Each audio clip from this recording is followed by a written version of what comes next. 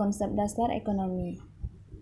1. Pendahuluan. 2. Peran pemerintah. 3. Kegagalan pasar. 4. Rumah tangga pemerintah. 1. Pendahuluan. Ekonomi publik.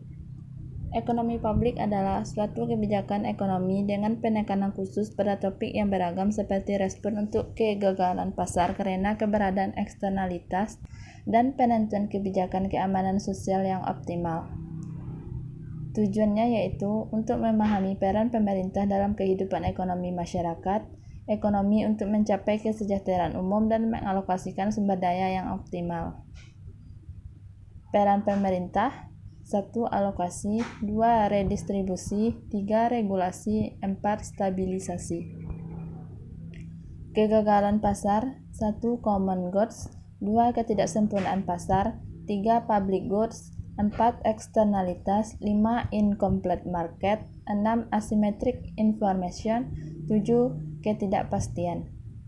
1. Common goods, barang bersama yang memiliki sifat non-excludable tetapi rivalry. Non-excludable, barang oleh siapa saja tidak dapat dicegah untuk menerima manfaat barang tersebut.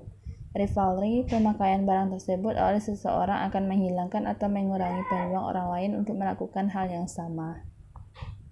2. Ketidaksempurnaan pasar. Penyebabnya yaitu 1. Struktur pasar cenderung monopoli atau oligopoli. Adanya pajak yang mengurangi tingkat konsumsi dan subsidi yang meningkatkan konsumsi yang seharusnya. Adanya eksternalitas. 3. Public goods.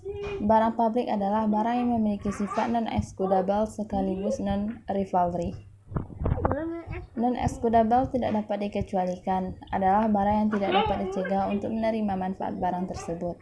Non-rivalry, tidak saling bersaing, adalah pemakaian barang tersebut tidak akan menghilangkan peluang orang lain untuk melakukan hal yang sama. 4. Eksternalitas adalah dampak tindakan seseorang atau satu pihak terhadap pihak lain. Apabila dampaknya merugikan, maka disebut sebagai eksternalitas negatif.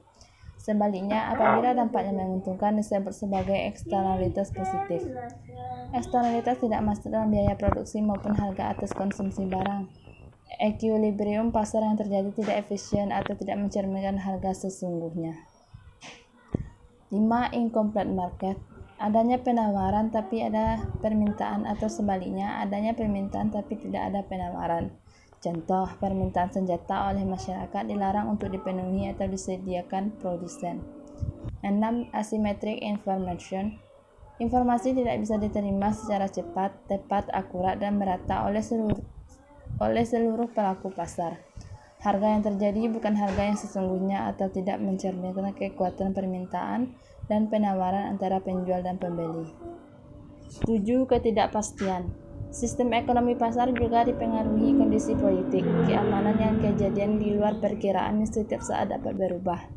Maka perlu campur tangan pemerintah, akan tetapi tidak selalu ikut campur tangan pemerintah dalam perekonomian dapat menghasilkan peningkatan kesejahteraan sosial welfare, sebab pemerintah menjalankan fungsinya secara tidak efisien.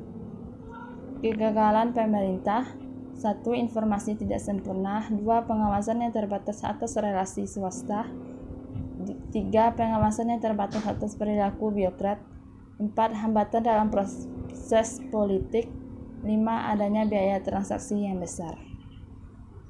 Perilaku rumah tangga pemerintah dalam penyediaan barang publik. 1. Kewajiban pemerintah untuk menyediakan barang-barang publik. 2. Pemerintah memiliki keterbatasan dana untuk menyediakan seluruh barang publik yang diperlukan masyarakat. 3. Pemerintah dapat mengajak rumah tangga perusahaan untuk menyediakan barang-barang publik. 4. Untuk barang-barang publik yang memiliki tingkat rivalry rendah, seyogyanya disediakan oleh pemerintah. Fungsi pemerintah dalam perekonomian: 1. Fungsi alokasi, 2. Fungsi distribusi, 3. Fungsi stabilisasi. 1. Fungsi alokasi. Pemerintah harus menentukan seberapa besar dari sumber daya yang dimiliki akan dipergunakan untuk memproduksi barang-barang publik. Pemerintah harus menentukan dari barang-barang publik yang diperlukan masyarakatnya, seberapa besar harus disediakan oleh pemerintah dan seberapa besar yang dapat disediakan oleh rumah tangga perusahaan. 2. Fungsi distribusi.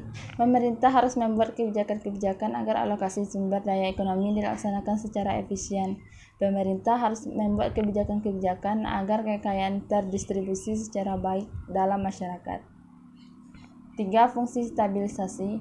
Pada pemerintah modern saat ini, hampir semua negara menyerahkan roda perekonomiannya kepada pihak swasta atau perusahaan.